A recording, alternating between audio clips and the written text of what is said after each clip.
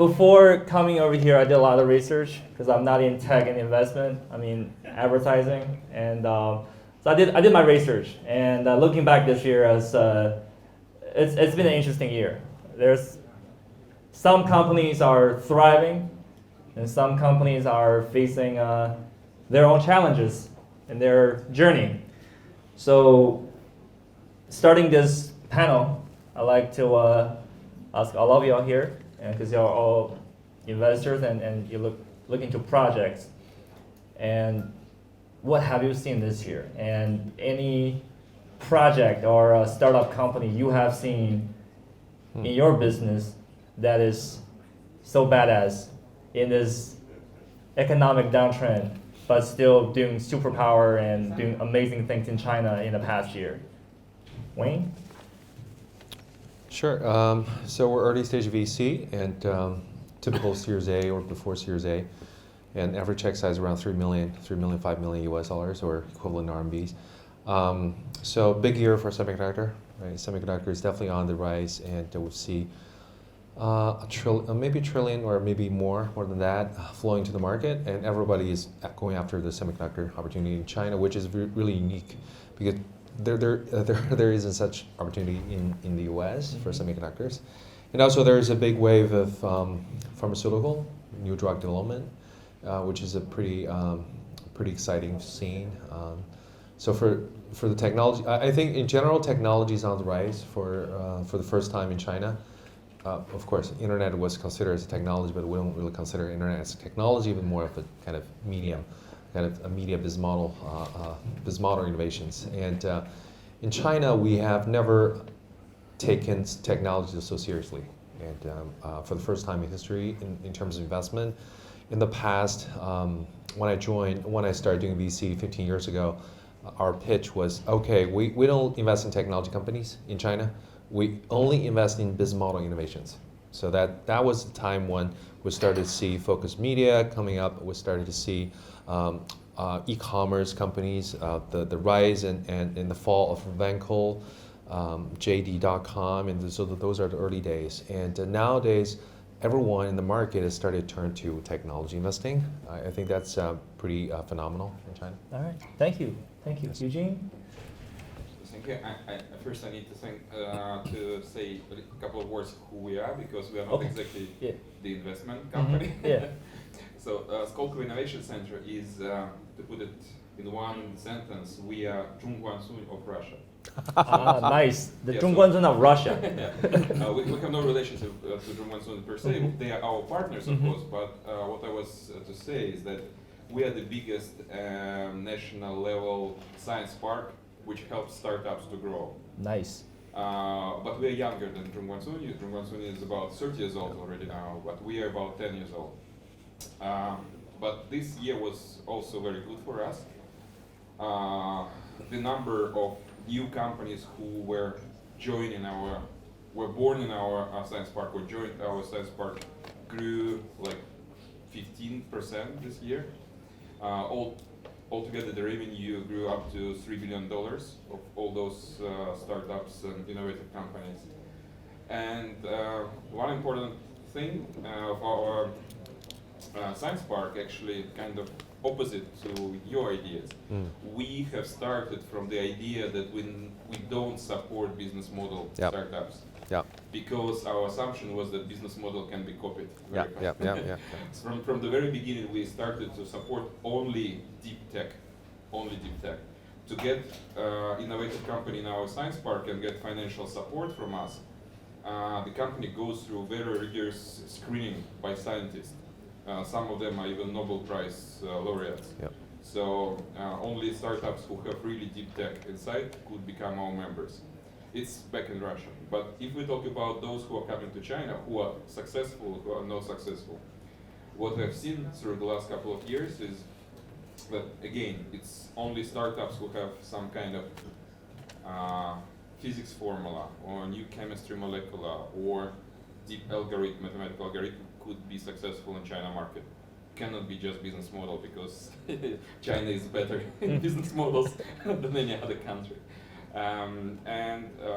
Specifically for this year, I have seen many startups in biomedical, biomedical sector who were successful launching their either innovative drugs or some kind of other things related to biomedical research and equipment. Mhm. So this kind of like really growing. Last year we had more IT companies, and this year biomedical grows faster than IT for us. Mm. Yeah, that's Interesting. what I've seen. Yeah. Thank you. Thank you. Felix? Yeah. Hello, I'm Felix Fang from Baidu Ventures. Quick words about Baidu Venture. Baidu Ventures is an independent venture capital established by Baidu, and our investors include Baidu as well as other financial institutions. So basically, we're just like other venture capital firms, but we focus on artificial intelligence and other deep tech. We're trying to support other entrepreneurs or companies to fulfill their dream to restructure or changing the world. So we just not just doing investment, typical venture investment, we also help the industry leaders to fulfill their like restructuring their business model. We do like AI strategy consulting for industry leaders. We also help entrepreneurs and do incubation. Specifically for this year, we investment a lot of companies in industry internet and AI-powered enterprise service and software. For talk about best funding, I want to name two companies we invested in 2007 and 2017 and 2018. The first one is April design software company. Maybe we can name it a fashion design company using 3D modeling and artificial intelligence. In the first beginning, the company sells software to improve the design efficiency of the Apple industry. But in this year, they changed their business model from selling software to be a marketplace to bridge the supply chain need and OEMs and LDMs. So they got a high-speed growth curve this year. So that's the first one. I also want to share another one is risk control and safety SaaS company we invested in 2018, and they got twice financing this year and grows 100% in terms of revenue this year. I think the reason why for the high growth rate is that they build a mission-critical and AI-powered, sophisticated AI-powered solution for companies like e-commerce, like financial institutions, to do risk control and their business safety. So every company they have online business or traditional company like to move their business online. So they will need risk control and safety solution.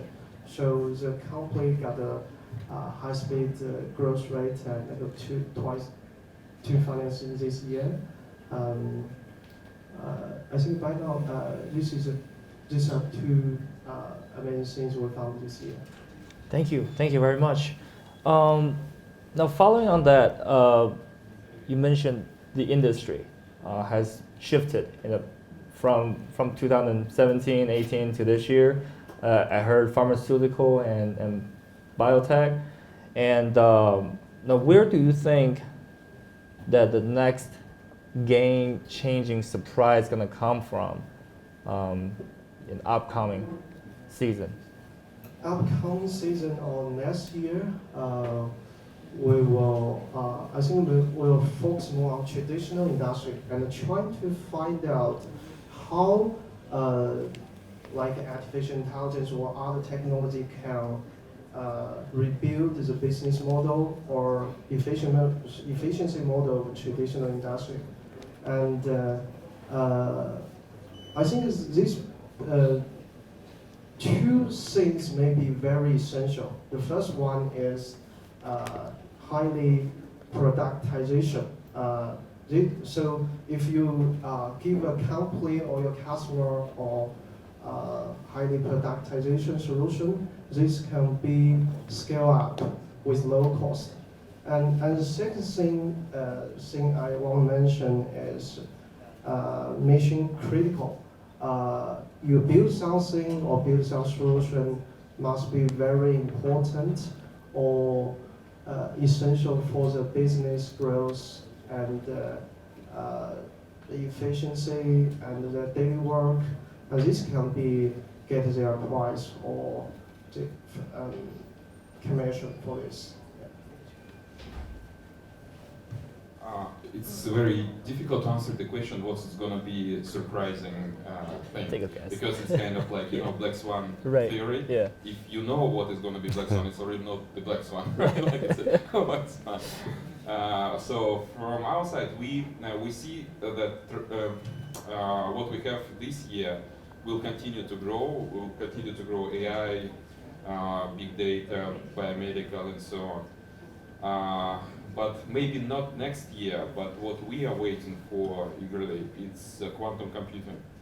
When quantum computing will be on here, it will change everything. So this is kind of our expectation, and we invest a lot into it. Very interesting. Yeah.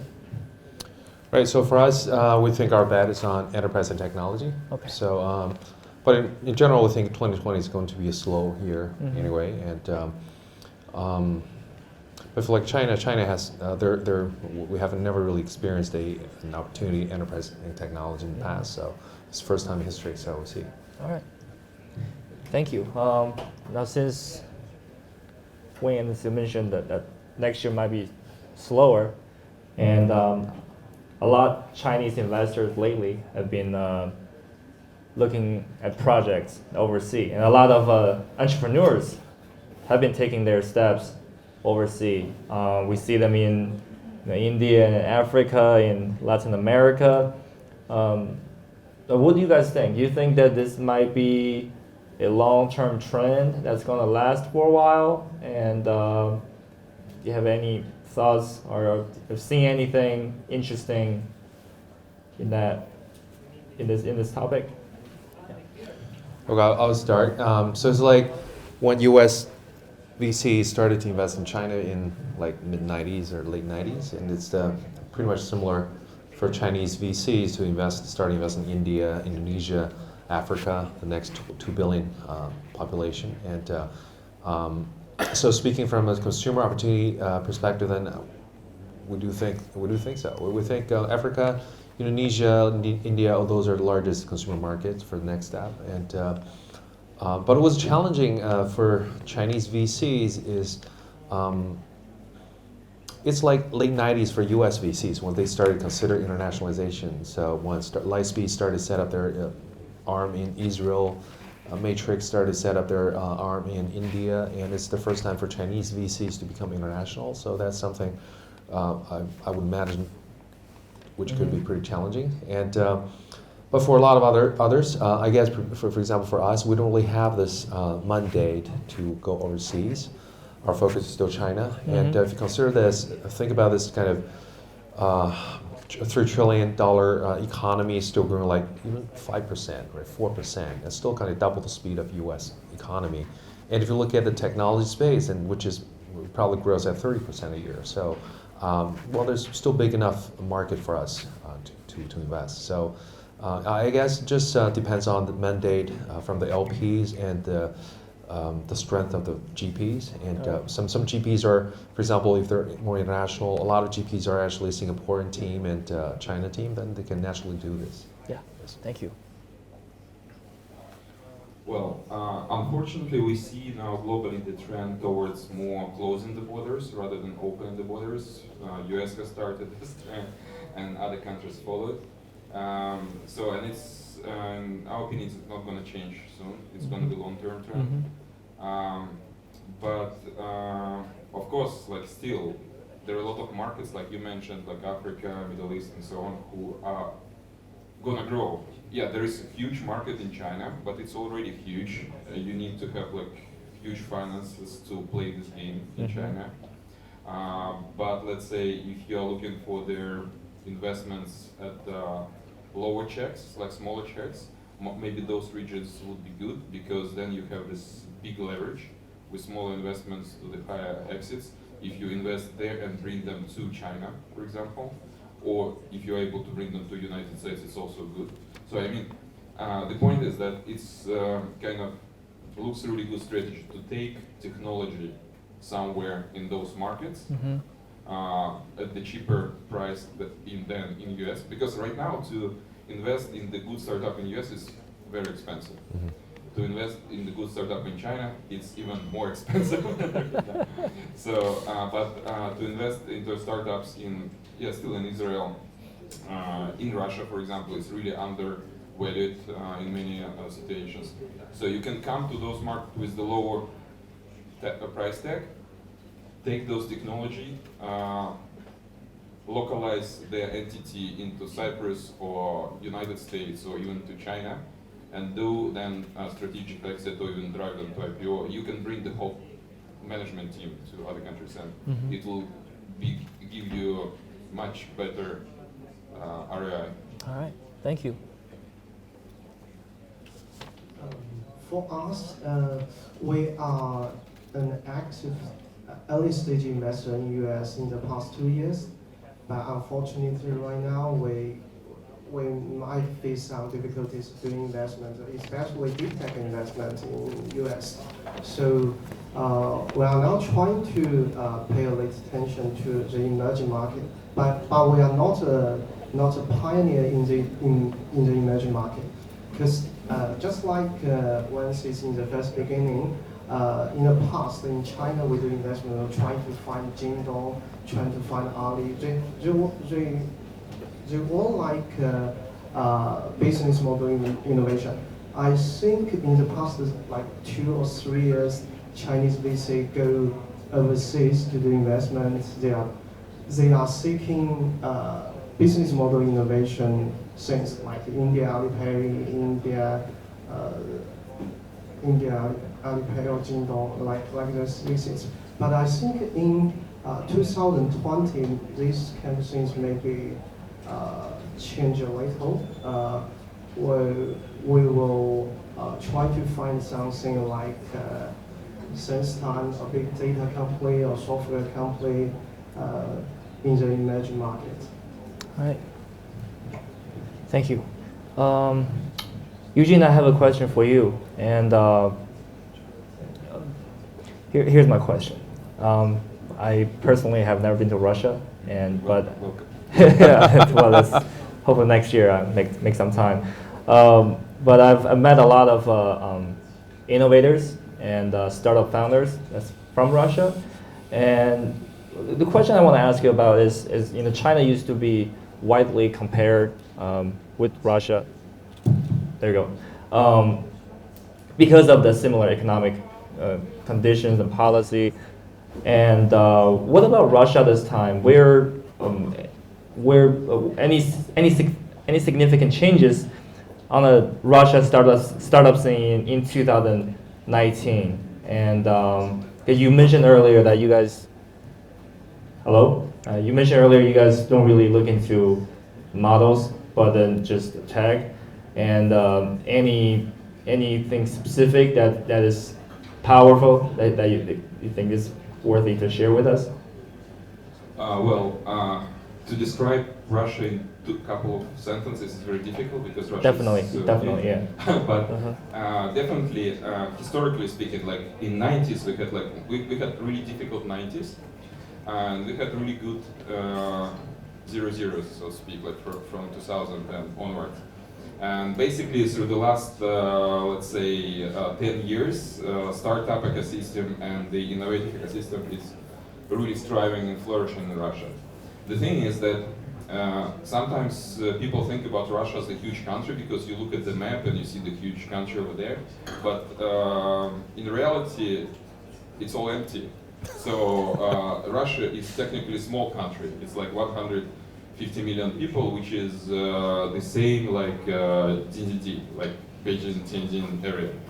So when we help our startups to grow, we tell them, guys, don't focus on the Russian market. It's too small. It's only 2% of the global market. Go immediately abroad. It's the mindset what Israel startups have from the very beginning. It's what Finland startup have mindset the same. They don't look in the domestic market. In our situation, we still have some kind of this mistake by Russian entrepreneurs, but let's try to explain them. Guys, Russia is just a big Finland. It's a frozen place with good education, with good scientists, but it's not a big market. Just go abroad. And a lot of people do. And sometimes globally you don't even think that some company has Russian roots. For example, if you know Revolut, the fintech company in UK, it's made by Russians. If you know Google API, the Google chatbot system, Google voice assistant system, it's made by Russian guys from my university in Siberia. Wow. So it's we have a lot of talent who actually who create some startup, and then they go through acqui-hire by foreign company, or they move the whole team to Europe or to United States, re-register the legal entity as the entity there, and start to grow internationally. So, and there are many other stories like this when you have the big company, even like globally, but you don't know that this is Russian company. And yeah, but not many stories like this in China. In China, the only, let's say, in the industry of, let's say, IT, used to be Kaspersky. If you remember this antivirus. Antivirus. Of course. Yeah. Okay. But when 360 Yeah, came, they kicked out everyone because they were free. Tabasky, yes. So we basically, my role here in China, I live in Beijing, I'm based here, and my role is to help those brave guys who dare to come to China market to be more effective here and to help them to find the right partners. Nice. Thank you. Thank you very much. Now I'd like to switch the gear and talk about something that the consumer market or the netizens, the Wang Min always talk about recently in the past year, 5G, the 5G network. I don't know about you guys, but I've been back in China for 3 years. I've been living with 4G just fine. I think it's great, very fast. I can post on social media, no problem. I can even, watch the NBA games live on the train. I'm a Lakers fan, and they lost the game recently, and really pissed. Four wins in a row. No, 4 losses in a row. Really pissed. So it's very easy to watch and then to engage just online on a mobile phone with 4G network.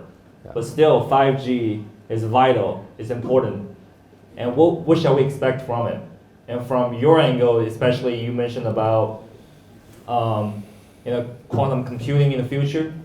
And will 5G play a major part? And for Wayne and Flix, when you guys look into projects, and will 5G plays a vital role in the industry that you look into in the future? Yeah, I can. Yeah. Okay, my analogy would be if you think backwards in 2005, 2006, and when Google acquired YouTube, 1.6 billion, where we don't really have broadband in Beijing at the time. We cannot watch NBA games. There was no because this YouTube and there came Youku and a bunch of you guys and cool guys and so a lot of different combination words. So you're happy with 4G because you don't have a 4K phone, right? Or 8K phone. If you have a 4K phone, wow, 4G sucks. So basically, we're looking for better experience, and you're looking for bigger and bigger TVs. You're looking for bigger kind of data volume who can really support your entertainment content. So I think we're looking at an infinite number of those Gs in the future. So I think it's just a natural evolution of broadband upgrade. And of course, besides, it's kind of part of the country's technology mandate. Okay, how can we be more independent? For example, my previous firm invested in China's 3G standard, like 20 years ago, and it's called TD-SCDMA. And our portfolio company contributed like 37% of the IP of Chinese 3G standard, and that company barely recouped the cost by selling the IP to the carriers and China Mobile guys. But this time around, looking at the 5G, then okay, Huawei's leading, a lot of Chinese companies are leading, and even look at applications, and we started to see the coolest AR company in China, a company called Unreal, which is our portfolio company, and they were featured as the best startup at CES last year. Wow. And very light AR glasses, only $500 compared to Magic Leap's $3,000 solution. So and this time around could be the game for China. So I guess speaking purely for 5G, then we could expect a lot of exciting things to happen, a lot of high resolution entertainment content to start, and then we will have interactive mobile devices. We'll start to separate the phone with both a computing device and display device, which is, you think about it, actually a phone is not a natural device. You have to use a hand to control it.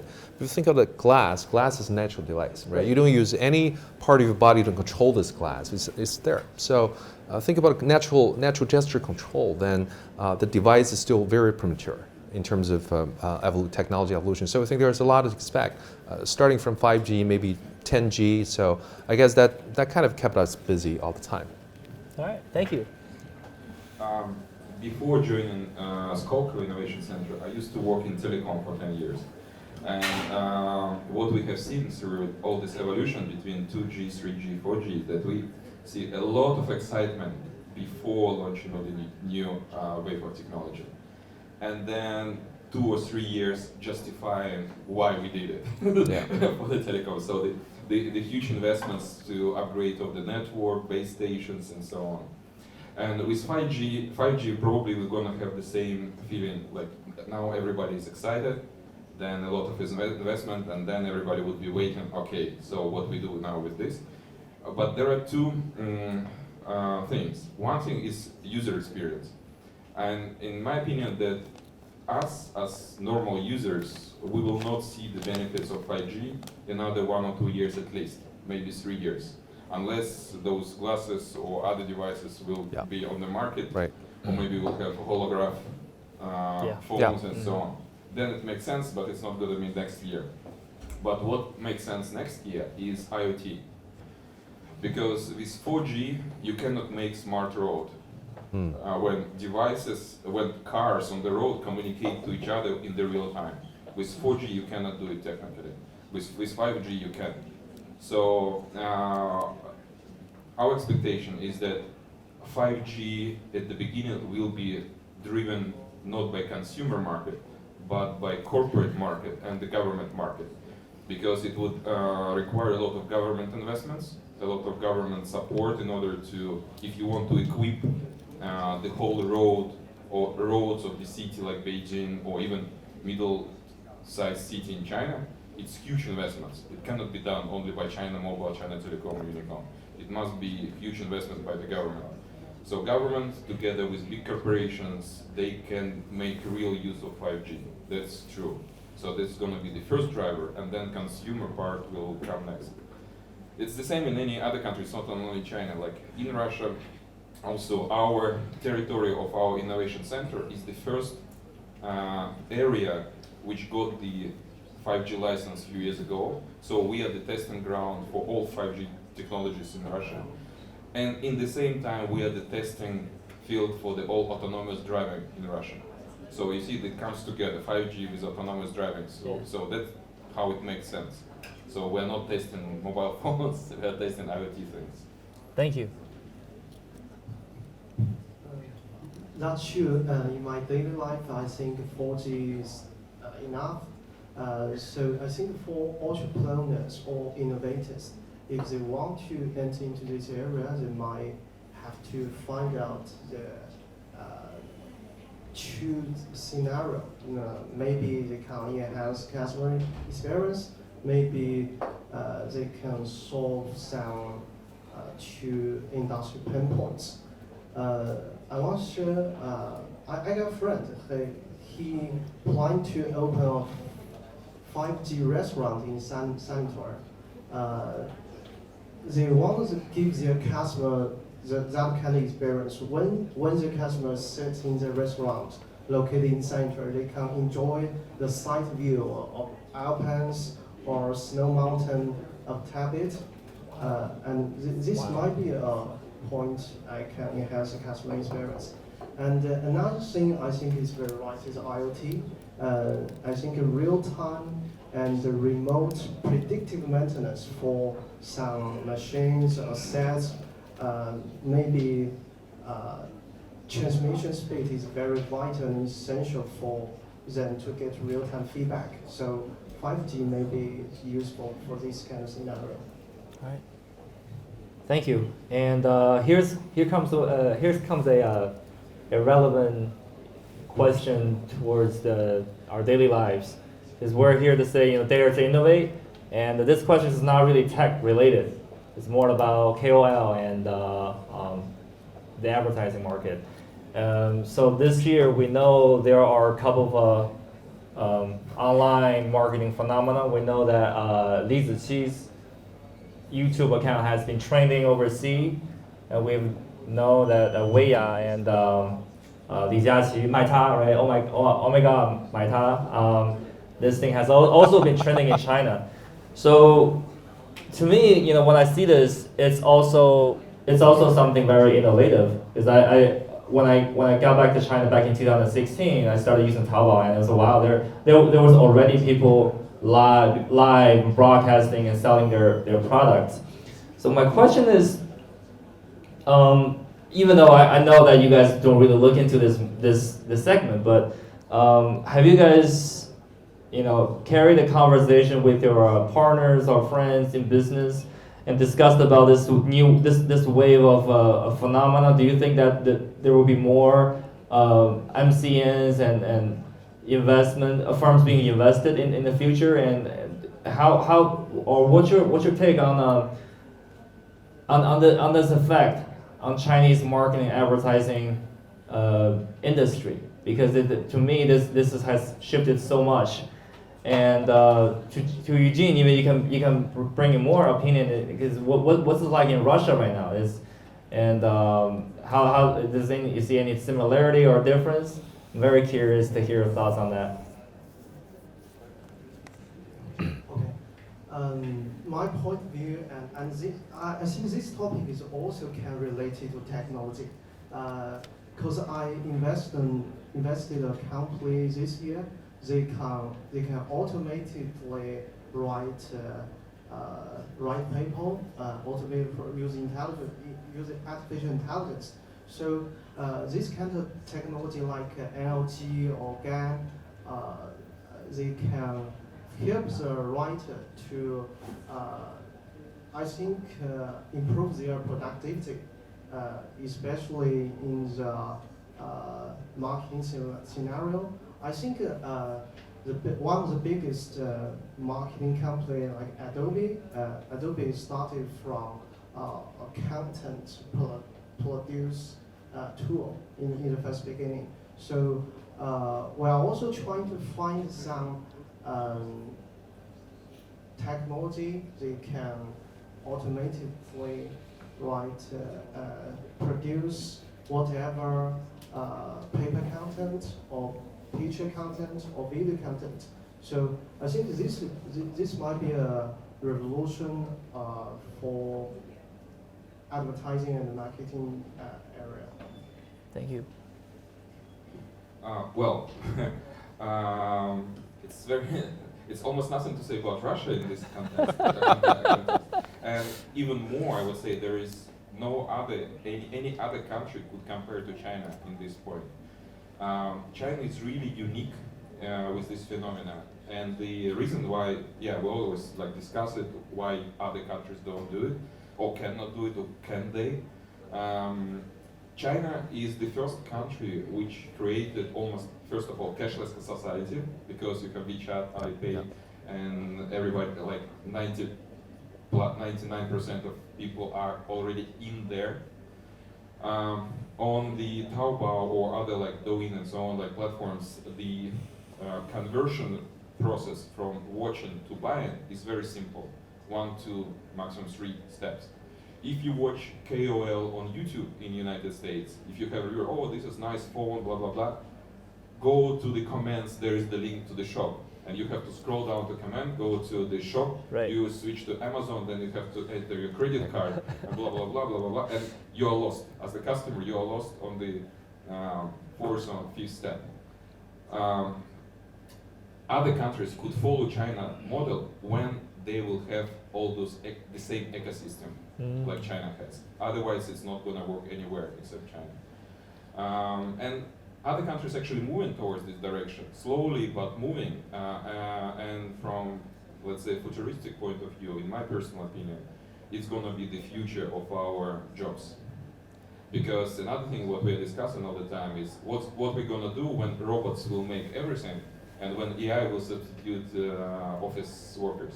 So what we will be doing. And one of the answer is to be small KOLs.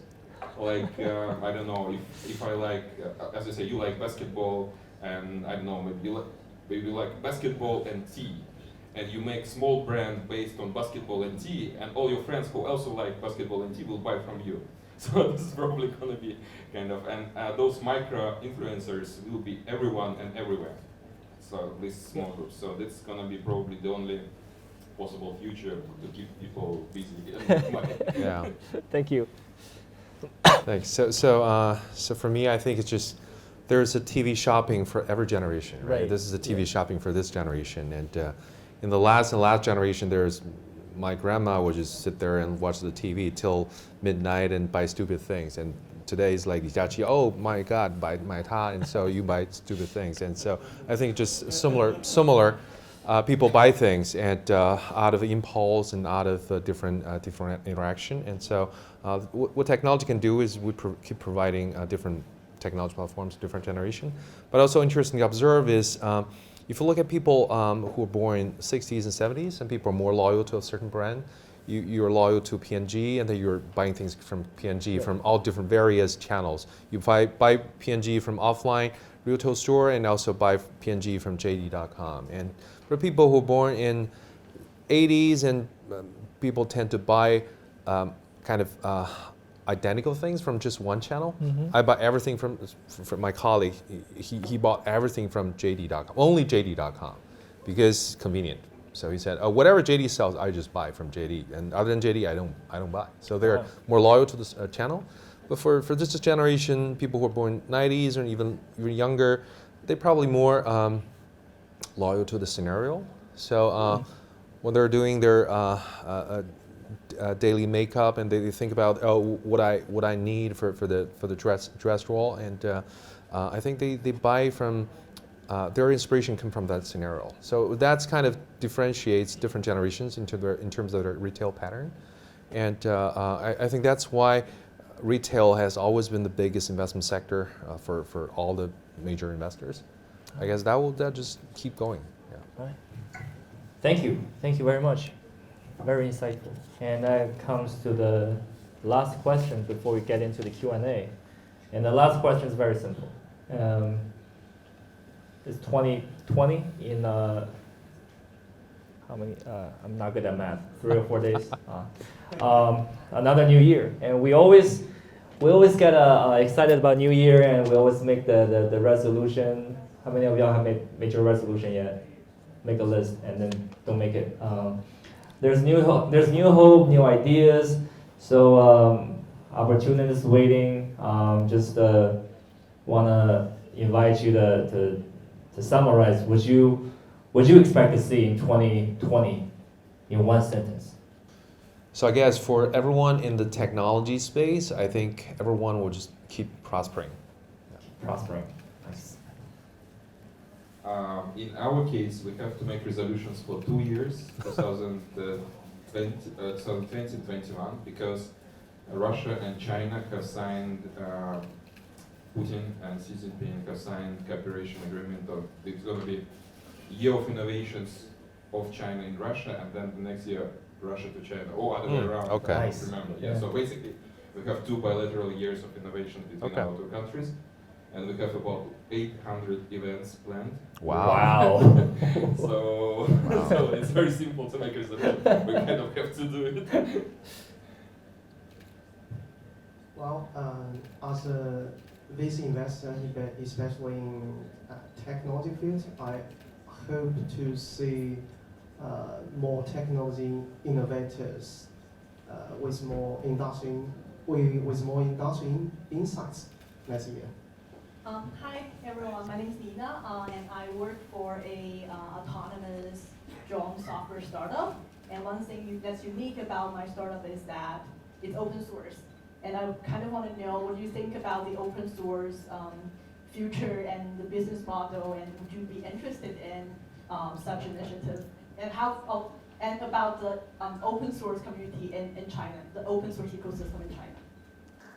I think open source is a very big trend in US and other Western countries, and in China, this maybe kind of slower in this area, but we are also very interested in this area and trying to find out what kind of application or infrastructure can be open source. So I think benefits for open source, you can enjoy more innovation. But the difficulty for Chinese companies is the customer would like more private cloud or customized solution. So sometimes open source is kind of hard to enter into customers. So I think the most important thing is trying to find out your product is really fit for open source, or can find out the application to solve the pain points of a certain industry and their customers. My answer would be open source is great. Do it. It's really cool thing, and it's going to be the future of everything, in my opinion. When you had the question, what are the big names from Russia? If you know Nginx, the server, you have like globally, if you go to any website, they are served by either Apache or Nginx. Nginx, 30% of the global servers, so, and it's made in Russia as open source thing. So basically, if you browse internet now, in every third website you touch a little bit of Russia somehow because of this. And this company this team who made this server Nginx, they created the company on top of the service to serve those who need extra value, like value-added services on top of the open source. Was sold to a United States company for about $1 billion this year. So you can make huge money based on open source. It's really good business. Talking about China, yes, I would agree that in China is not yet that open source minded, but if you go to GitHub, you know the GitHub, the global open source community, and if you check the names of the contributors, almost every second or third name would be Chinese. Wang, Zhang, blah, and so on. So it means that developers from China, they go to this website and contribute to the open source globally. So they're smart guys, they love open source, they do the right things. And there are rumors that GitHub is coming to China. They confirm. Okay, so it's not rumors anymore. So China will be in open source as well. Oh, I just try to play the bad cop for once. Drone is not a good theme to raise money in this market. Yeah. So please, so probably you have to be more specific about the application or the scenario. Drone or open source? No, well, open source is great. It has been great for like 20 plus years, but drone at this time, well, for VCs is not really a good topic. Is it because it's hardware? No, hardware is fine, but drone, well, there's only one company in the world, right, DJI, and which is 10 billion and still being challenged and questioned, and so for other drone type of companies, and people will challenge you a lot. So, or just maybe your product is drone, but the scenario has to be a very sticky scenario than the DJI scenario. Yes, thank you. All right. Good. Thank you. And tonight we talk a lot about AI technology, and actually I'm working in an AI company, and we are at the early stage of artificial intelligence. And there is a saying goes in the early stage company like us, the more artificial, the more intelligent. It is very interesting, and at this stage we have a very embarrassing moment, because at this stage the more clients we have, the faster we could make our product mature. But recently we are focusing on retail market, and for 2019 retail market is not so good, so the clients is not willing to buy your product. So at this moment we do not have enough opportunity to practice our product, and how to say? So this is a deadlock for the company like us in this stage. So is there any suggestions or opinions from you for the company like us? I'll just take the first crack. So for startups, our advice has always been to focus, because you don't have a lot of resources. You're not like Tencent, Alibaba, who can do a lot of experiments, and that you don't want to experiment your capital on those promising leads, which are not really promising the end. So you want to focus on deliver a product that eventually can scale. So I think that's the advice. Well, you haven't given details on what kind of AI technology you are doing, because AI is very broad definition. Computer vision? Computer vision is already narrowed, but still broad. anyway, the point is that AI is very broad thing, and computer vision is also a very broad thing. And in any broad market, you have the growing parts of this market and kind of like slow growing or even dying. But I would agree that you have to focus in the customer segment, your niche, and find a solution which is kind of a little bit out of the overall trend. I will give you example. Back at home, we have like AI company which is doing voice chatbots. So when you call, let's say call center, you talk with not with the real person but with the chatbot. And one company was focusing on the big clients, huge clients like banks, insurance companies, and they were doing okay. They had like dozens of clients, dozens of $1 million revenue, but they were growing slow. Another company took absolutely different approach. It was the team of 5 people, and then made the box solution for the small medical clinics. So they come to the small clinic and install this voice-based registration for $5,000, which is crazy small money for the AI big business, because they used to think about like $10 million checks, like $15 million check from the big bank. Mm-hmm. And those guys started to sell boxed solution to small clinics, but they calculated how many clinics in the country, and there are thousands and thousands and thousands of them. So they started to sell it by $500 solution, one-click installment, and they went boom, up. So they were doing exactly the same thing, but with different approach. So maybe you should think how to kind of direct your company in somewhere in between, or in this way of thinking. Wow, I think retail tech is really a tough category. We have a lot of entrepreneurs, and like some excellent scientists like AIB, and there is another difficult for the startup is that the retail, the gross margin of the retail industry is not that high. So they are hesitate to pay for the solution if you don't give them true value. So sometimes it's really hard for this stuff.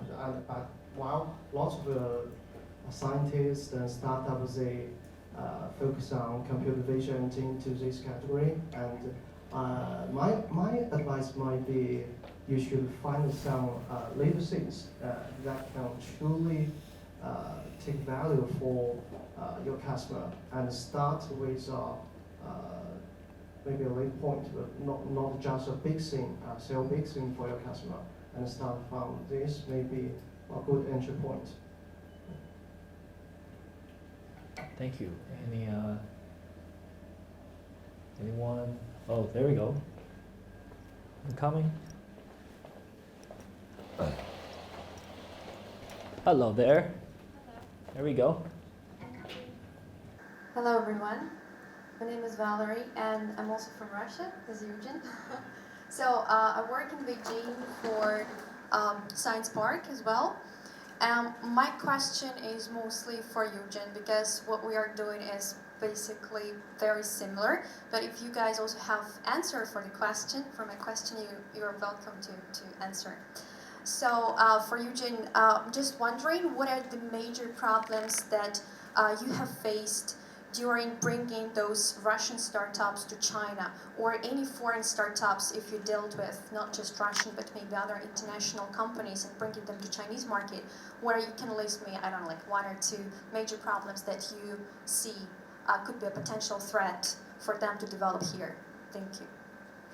Well, yeah, this is definitely not the question country-specific, not Russia-specific question.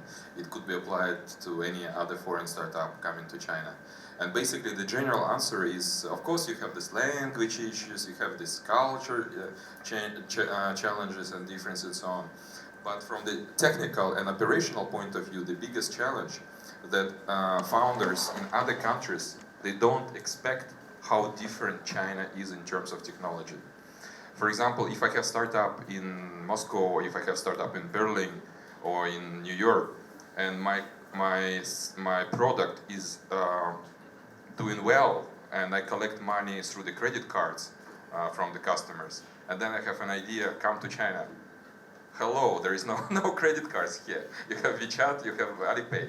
So this is an example, but if you take all industry verticals, like from the cloud hosting to the payment solutions, to the marketplaces, to the advertisements networks, to all other things, all of them have Chinese equivalent. And this equivalent is very different from what we used to do, to what we get used to abroad. And usually, if you have some technology product, those kind of integrations to the third parties are usually taken at least 30% of your product in terms of technology. So it means that if you come to China, you have to remake 30% of your product from scratch. You have to rip off like all those foreign integrations and do local integration, and it will take 30-40% of your product. You have to redesign your product from almost very beginning. And this on top of the culture and language thing, which is kind of everybody knows. But maybe you can add something more. So it's universal. Thank you. We have one spot for the last question. Anyone? There we go. Hello, my friend. Hello, my name is Jerry, and I work for a company focusing on face recognition. So I have a question about this one. From what I know is that the face recognition market is growing really fast, and there are a lot of companies in China now doing this. Like we know very well, like System or LangV or CloudWalk, something like that. They are growing really fast in the last years, but from what I know, they are meeting a problem. Like their founders are leading scientists in this field, and they have really good technology, but maybe they don't have much to sell. I don't know, maybe my fear is that they only have the skill, like the technology, but they don't have much products to sell. So I'm wondering, that's what I want to know from you guys, that I'm wondering if they can still keep growing this fast in the following years. That's my first question. And the second one is that as there are already so many big, good companies in this face recognition field, is there a chance for those new startups that they can still survive in this huge fight. Thank you very much. I forgot the first one. Let me start with the second one. So, we haven't invested in a single AI company this year, and maybe so for us, AI is no longer frontier, although it's still frontier considered by U.S. government. But for us in the market, we think okay, AI has to reach certain plateau in terms of technology, but and a lot of algorithms become open source standards.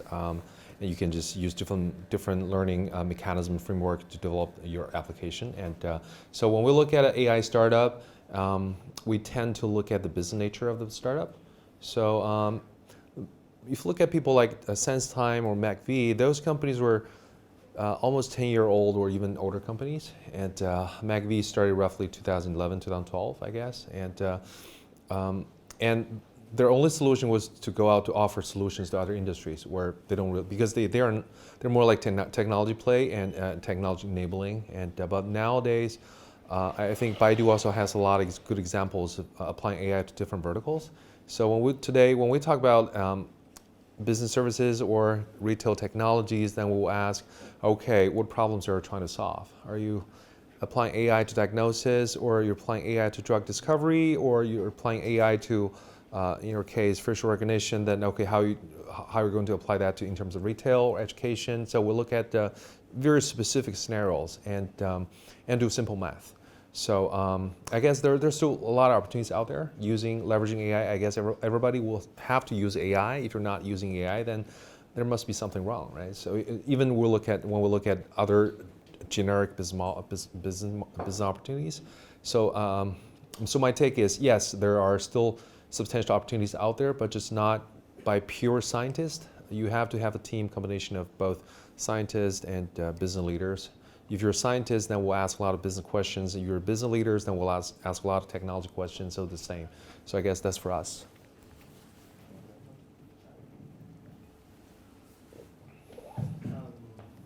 Maybe this one I want to change to use Chinese. 刚才你提到，其实这个商汤、旷视、云崇等这些公司啊，然后他们都没有什么产品可以卖了。我对他们的未来的发展呢，有一个这个认知，或者说一些不同的见解啊。我觉得单纯的这个人脸识别，它从技术上来说，从未来的这个商业的发展来说，肯定是有限的。那无论是商汤也好，还旷视也好，那试图做的是什么东西呢？我觉得是他在打造一个业务的系统。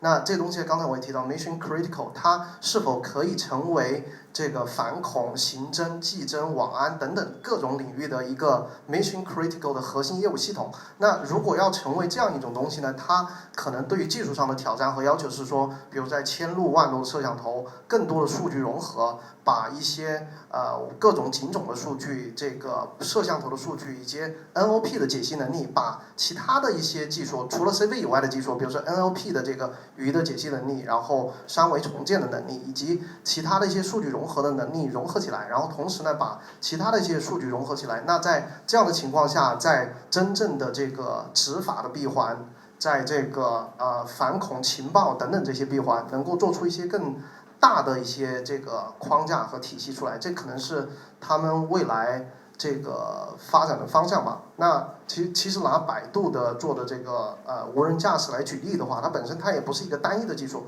它涉及了感知、认知、决策一个体系化的东西。所以真正 AI 的壁垒，或者是说它的能够产生的这种价值来看的话，核心它要在一个特定的行业内来定一个新的业务系统，而这种业务系统呢，它可以成为一个 mission critical 的东西，这才是这个 AI 的终极的发展的一个方向。如果就是单纯的这个人脸识别，那这个无论是在新零售的场景去人脸的数据、SKU 的数据等等这些，可能对于商业的价值都不是特别大。也比如在新零售，其实最终的目的都是想要说，最终能够提高这个门店的 revenue， 然后来提升它的这个业绩。所以这些可能都是未来 AI 公司的一个的发展的方向。那你第二个问题提到就是说，在这个商汤、旷视、云从等等这些公司，它的大额的融资的情况下，它其实抢占了人。比如说商汤招一个博士，刚应届毕业的可能就给到100万，其实在给很多公司去抢人，很多的这方面公司在发现招人啊、数据啊等等方面有非常大的挑战。那对于新兴的 startup 来说呢，我觉得肯定要找到一些能够一些特定的点，然后去定义新的业务系统，能够带来这个数据的闭环的价值，才有生存的这个空间。那如果与巨头那打比方说和百度直接来做无人驾驶的这个 PK 全站式的这个技术，肯定是很难的啊。谢谢。